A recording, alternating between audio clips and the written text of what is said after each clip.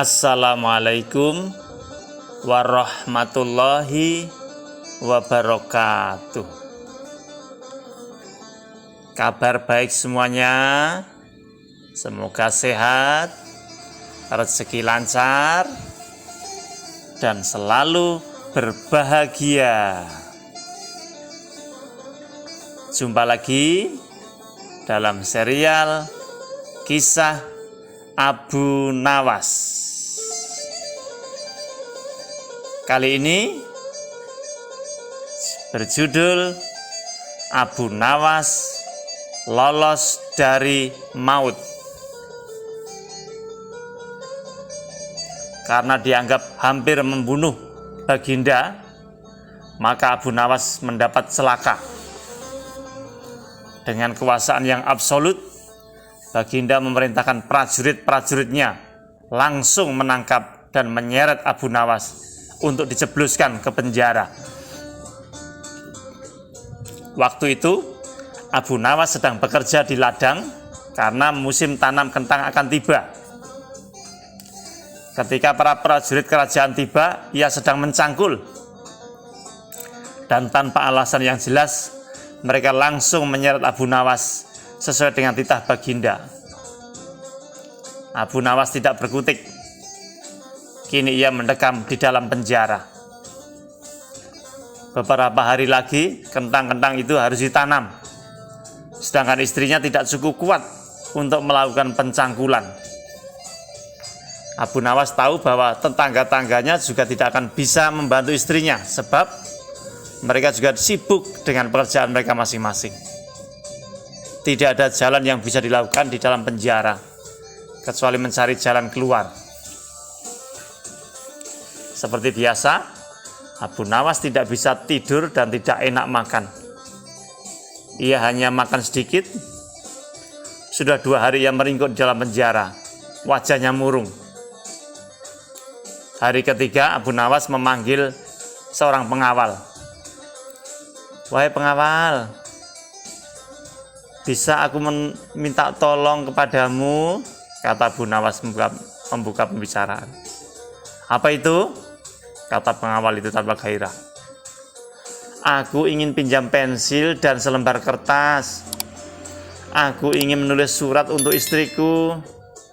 Aku harus menyampaikan sebuah rahasia penting yang hanya boleh diketahui oleh istriku saja." Pengawal itu berpikir sejenak, lalu pergi meninggalkan Abu Nawas.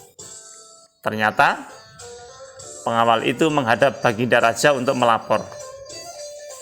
Mendengar laporan dari pengawal, Baginda segera menyediakan apa yang diminta Abu Nawas. Dalam hati, Baginda bergumam, mungkin kali ini ia bisa mengalahkan Abu Nawas. Abu Nawas menulis surat yang berbunyi, "Wahai istriku, janganlah engkau sekali-kali menggali ladang kita, karena aku menyembunyikan harta karun dan senjata di situ.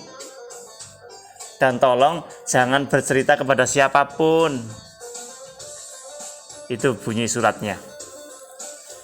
Tentu saja surat itu dibaca oleh Baginda karena beliau ingin tahu apa sebenarnya rahasia Abu Nawas. Setelah membaca surat itu, Baginda merasa puas dan langsung memerintahkan beberapa pekerja istana untuk menggali ladang Abu Nawas. Dengan peralatan yang dibutuhkan, mereka berangkat dan langsung menggali ladang Abu Nawas. Istri Abu Nawas merasa heran. Mungkinkah ya suamiku minta tolong pada mereka? Pertanyaan itu tidak terjawab karena mereka kembali ke istana tanpa pamit. Mereka hanya menyerahkan surat Abu Nawas kepadanya. 5 hari kemudian, Abu Nawas menerima surat dari istrinya. Surat itu berbunyi, "Mungkin suratmu dibaca sebelum diserahkan padaku. Karena beberapa pekerja istana datang ke sini 2 hari yang lalu. Mereka menggali, mencangkul seluruh ladang kita. Lalu apa yang harus kita kerjakan?" Rupanya istrinya Abu Nawas belum mengerti muslihat suaminya tadi. Tetapi dengan bijaksana, Abu Nawas membalas,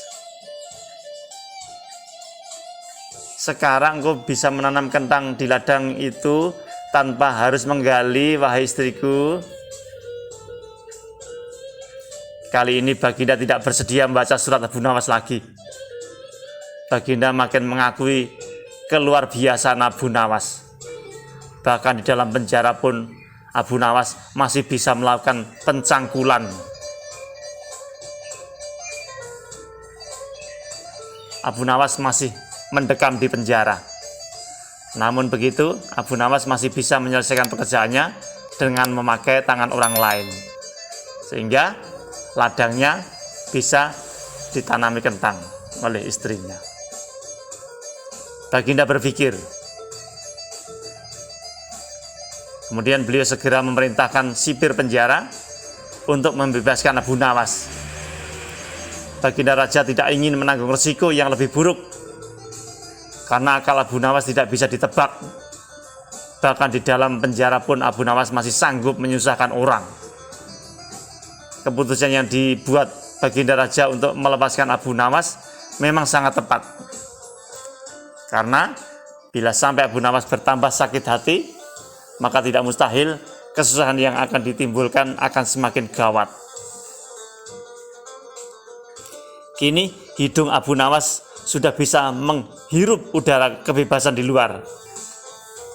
Istri Abu Nawas menyambut gembira kedatangan suami yang selama ini sangat dirindukan.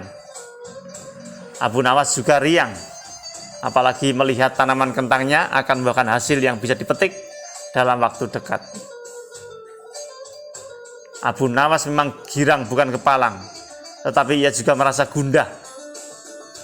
Bagaimana Abu Nawas tidak merasa gundah gulana, sebab Baginda sudah tidak lagi memakai perangkap untuk memenjarakan dirinya, tapi Baginda Raja langsung memenjarakannya.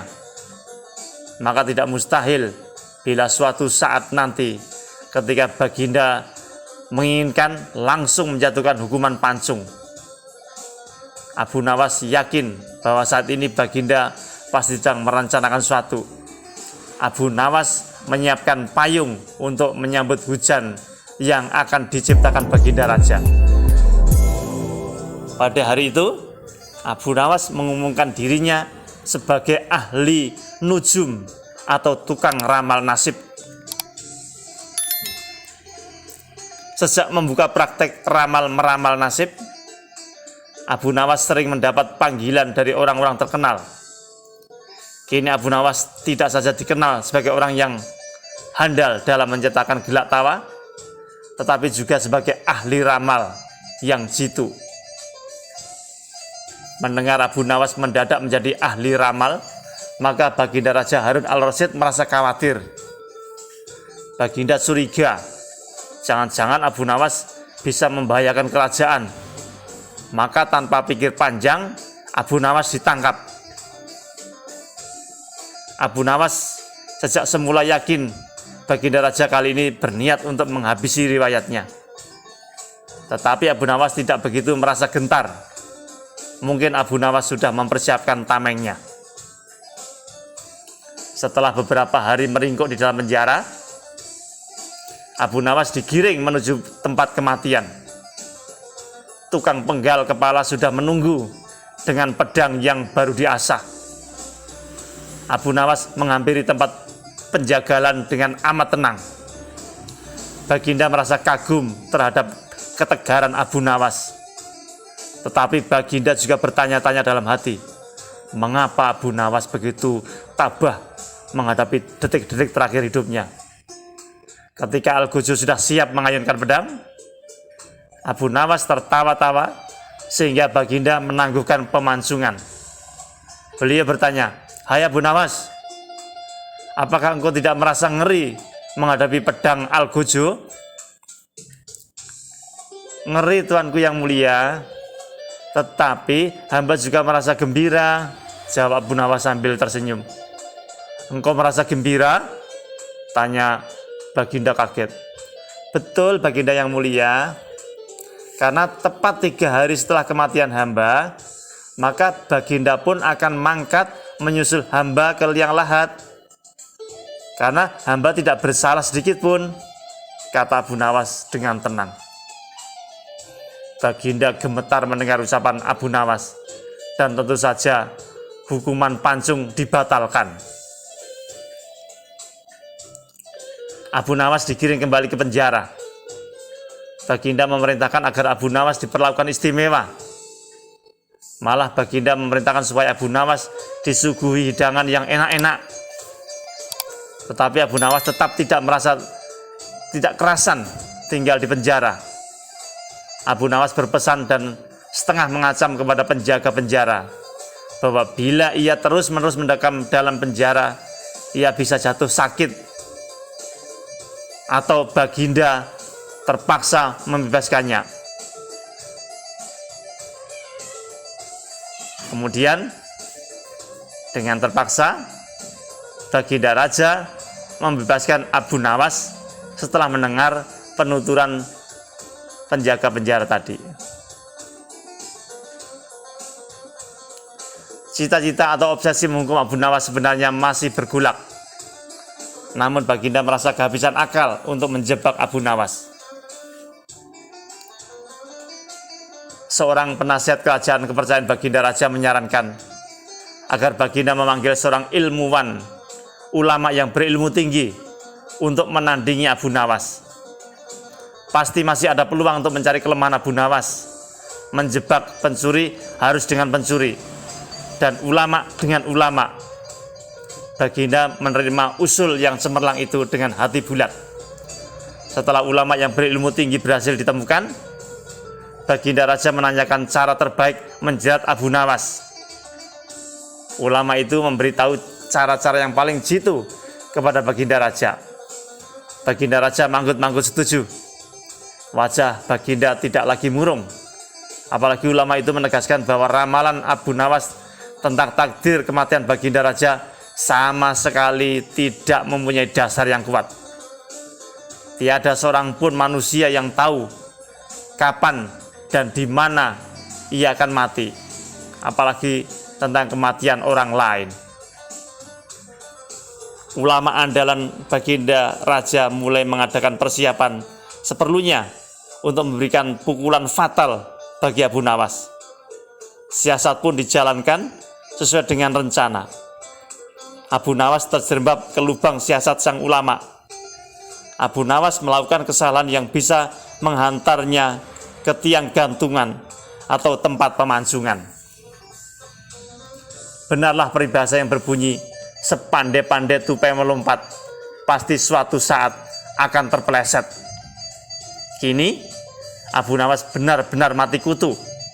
Sebentar lagi ia akan dihukum mati karena jebakan sang ilmuwan ulama tadi. Benarkah Abu Nawas sudah keok?